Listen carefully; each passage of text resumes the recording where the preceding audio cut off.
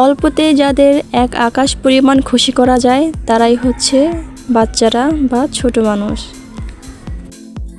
আমার তো ছোট মানুষের সঙ্গে থাকতে, গল্প করতে, মজা করতে বেশ ভালো লাগে।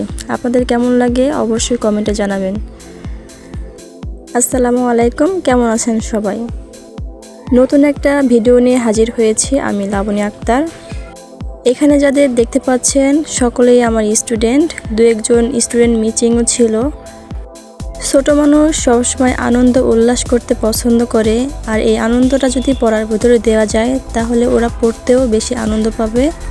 ওদের এই আনন্দের কথা মাথায় রেখে আমি প্রত্যেক মাস শেষে ওদের একটা করে গিফট দেই, কারণ প্রত্যেকটা স্টুডেন্টের মধ্যে যে সবচেয়ে বেশি গুড পাবে তাকে হচ্ছে গিফটটা দেওয়া হয়, যার জন্যে ওদের ভিতরে একটা কম্পিটিশন ভাব থাকে, কে বেশি গুড পাবে এই নিয়ে ওদের পড়ালেখার আগ্রহটাও বেড়ে যায় এবং ওরাও অনেক আনন্দ পায়। এখন ডিসেম্বর মাস, ওদের পড়ালেখা শেষ, পরীক্ষা শুরু হয়ে গিয়েছে। তো আমি আগে থেকে ভেবে রেখেছিলাম যে লাস্ট মাসে ওদেরকে কিছু খাওয়া দাওয়া করাবো। এর আগের ভিডিওতে দেখতে পেয়েছেন আমি খিচুড়ি রান্না করে খাইয়েছিলাম। তো এইবার ভাবলাম যে নিজের হাতে রান্না না করে বাহিরের থেকে কিছু এনে খাওয়াই।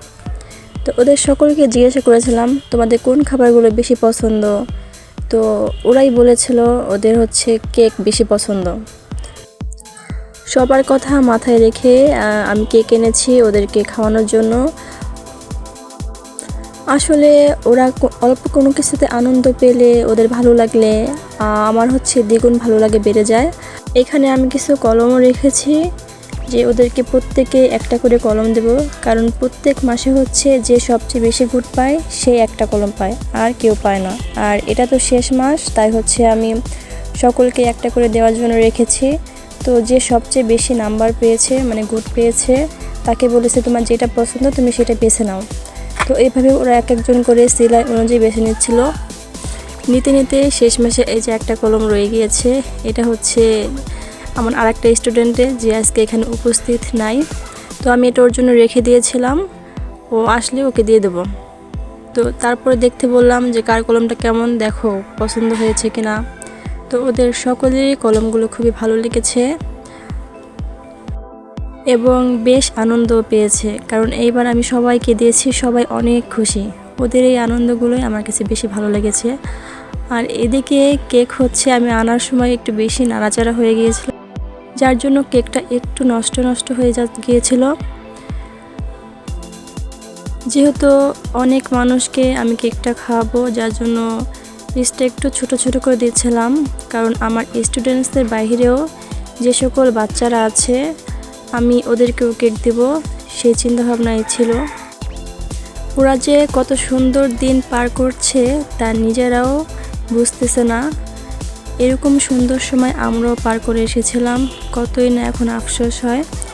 যাক, যেই দিন যায় ভালোই যায়, আলহামদুলিল্লাহ এখনও খুবই ভালো আছি।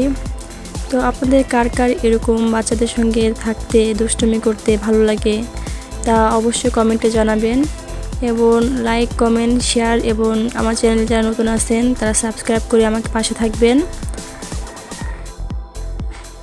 আপনাদের যে রিলেটিভ ভিডিও ভালো লাগবে আমাকে অবশ্যই জানাবেন, আমি ওরকম রিলেটেড ভিডিও বানানোর চেষ্টা করব। দেখতে দেখতে আমাদের কেক খাওয়ার পর্ব শেষ হয়ে গেল। তারপর আমি একটু খেয়ে নিলাম, কারণ কেক তো সবারই পছন্দ, আর কেক চকলেট এটা আমারও খুবই পছন্দ, খুবই ভালো লাগে। তারপর জিজ্ঞাসা করছিলাম কেমন লেগেছে, ওরা সকলে তো রিভিউ খুবই ভালো দিল। তারপর বাকি কেকটুকুন রেখে দিয়েছি, আর যে বাচ্চারা আছে তাদেরকে দেব। এরপর সকলকে জিজ্ঞাসা করলাম পরীক্ষার প্রস্তুতি কেমন। এদের একটার প্রস্তুতিও ভালো নাই, কিন্তু এদের এক্সপ্রেশন দেখে ভাববেন যে এরা না জানি কত ভালো প্রিপারেশন নিয়েছে।